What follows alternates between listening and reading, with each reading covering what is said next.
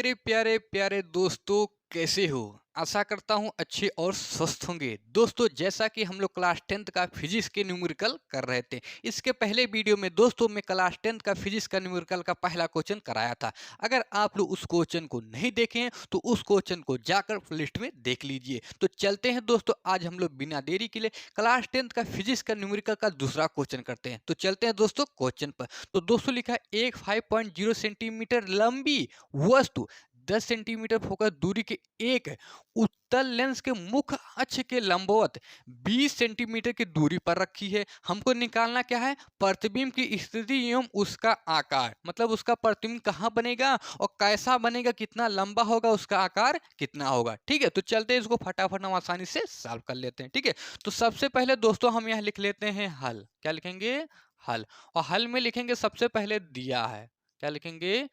दिया है। ठीक है, सबसे पहले यही लिखेंगे हमारे पास क्या क्या दिया है और क्या क्या गायब है, क्या निकालना है। ठीक है, तो यहाँ क्या लिखा है? एक 5.0 सेंटीमीटर लंबी। तो ये दोस्तों जो हमारा लंबी आया है, ठीक है, 5.0 सेंटीमीटर, ये दोस्तों हमारा ओ का मान है। किसका मान है? ओ का मान। तो ओ बराबर हमारे पास कितना है? 5.0। तो इसको 5.0 लिखो या 5 सेंटीमीटर लिखो, मतलब वही होगा, क्योंकि पॉइंट के बाद जीरो लगता है उसका वैल्यू कुछ भी नहीं होता। ठीक है, तो ये 5.0 है तो इसको हम केवल 5 ही लिखेंगे, हमारा वो सही। ठीक है, तो दोस्तों कैसे हमको पता चला कि ये ओ ही का मान है? दोस्तों जब भी आप लोग का सेंटेंस में लंबा आ जाए, लंबी आ जाए, तो समझ जाना वो हमारा क्या है? ओ का मान है। क्या है हमारा? ओ का मान है, ऑब्जेक्ट है हमारा। ठीक है, तो इतना समझ में आ गया। तो यहाँ पर लिखा था 5.0 सेंटीमीटर लंबी, देखो शब्द आ गया, तो लंबी आएगा तब क्या होगा? ओ का मान। तो ओ बराबर हमारे पास कितना हो गया? 5 सेंटीमीटर। उसके बाद क्या लिखा है? वस्तु 10 सेंटीमीटर फोकस दूरी के, तो देखो यहाँ लिखा है फोकस दूरी के एक उत्तल लेंस के मुख्य अक्ष के लंबवत 20 सेंटीमीटर पर दूरी रखिए। ठीक है, फोकस दूरी कितना हमारे पास? 10 सेंटीमीटर है। तो फोकस दूरी हमारा दोस्तों क्या होता है? एफ होता है। तो एफ बराबर हमारे पास हो जाए कितना? 10 सेंटीमीटर। ठीक है, इतना बात समझ में आए? फिर क्या लिखा है? एक उत्तल लेंस के मुख्य अक्ष के लंबवत 20 सेंटीमीटर की दूरी पर रखी है। मतलब वो उसकी दूरी हमारे पास कितना है? 20 सेंटीमीटर है। तो u बराबर हमारे पास हो जाएगा यहाँ पर 20 सेंटीमीटर। ठीक है, निकालना क्या है? प्रतिबिंब की स्थिति का मतलब होता है प्रतिबिंब की दूरी निकालना है। तो प्रतिबिंब क्या हमारा होता है? b। तो b बराबर हो जाएगा हमारा क्वेश्चन मार्क। ठीक है, उसके बाद हम उसका आकार पूछ रहा है, तो आकार उसका इमेज कितना बनेगा? तो मतलब आई। ठीक है, तो आई बराबर दोस्तों हमारा क्या हो जाएगा? Question mark. इतना दोस्तों हमको निकालना है। क्या निकालना? प्रतिबिंब की स्थिति और उसकी आकार, मतलब आई। ठीक है, इतना समझ में आ गया। इतना होने के बाद दोस्तों फिर हम देखते हैं लेंस हमारा कौन सा है, उत्तल लेंस है कि अवतल लेंस है। अगर उत्तल लेंस रहेगा तो सभी दूरियां क्या होता है हमारा?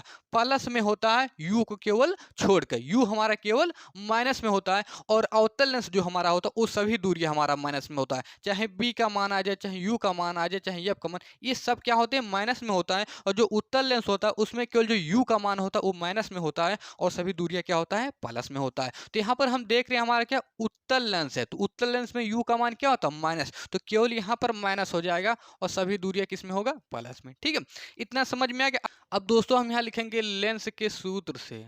लेंस के सूत्र से। ठीक है, अब दोस्तों हम लेंस का फार्मूला लगाएंगे। तो दोस्तों लेंस का फार्मूला हमारा क्या होता है? 1/f बराबर 1/b माइनस 1/u। जी हाँ दोस्तों, यही हमारा लेंस का फार्मूला होता है। अब आप लोग कहोगे क्यों लेंस का ही फार्मूला लगाया गया? क्योंकि दोस्तों यहाँ साफ साफ लिखा है हमारा उत्तल लेंस लिखा है, तो इसका मतलब लेंस का ही फार्मूला लगेगा, दर्पण का फार्मूला नहीं लगेगा। तो लेंस का दोस्तों जो हमारा फार्मूला होता है वो होता है 1/f बराबर 1/b माइनस 1/u। वो चाहे कोई भी लेंस हो, चाहे उत्तल लेंस हो, चाहे अवतल लेंस हो, दोनों के लिए फार्मूला हमारा यही होता है। कौन सा होता है? 1/f बराबर 1/b माइनस 1/u। ठीक है, तो हमने वही लगा। इतना समझ में आ गया। अब दोस्तों यहाँ बराबर का सिंबल लगाते हैं, एक है तो एक लिखेंगे। अब दोस्तों यहाँ क्या लिखा है? एफ है। एफ हमारे पास कितना है? 10 सेंटीमीटर। तो एफ के स्थान पर हम रख देंगे 10 सेंटीमीटर।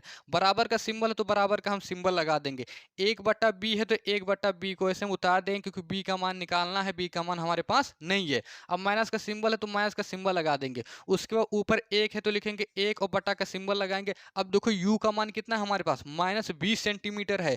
तो u के स्थान पर रखना है -20 सेंटीमीटर। ठीक है, इतना समझ में आ गया। फिर दोस्तों बराबर का सिंबल लगाएंगे, 1/10 है तो 1/10 को उतारेंगे इसे, और बराबर का सिंबल 1/b है तो हो जाएगा 1/b। ठीक है, अब दोस्तों यहाँ ब्रैकेट है, ब्रैकेट का मतलब गुणा होता है, और हम लोग जानते हैं गुणा के केस में माइनस माइनस क्या होता है, प्लस, तो हमने वही लिखा, माइनस माइनस हमारा क्या हो गया, प्लस। अब इधर 1/20 है तो 1/20 लिखेंगे। अब कहोगे माइनस क्यों नहीं लगाए, क्योंकि माइनस इसके साथ में चला गया, ठीक है, इसलिए यहाँ माइनस नहीं लगेगा।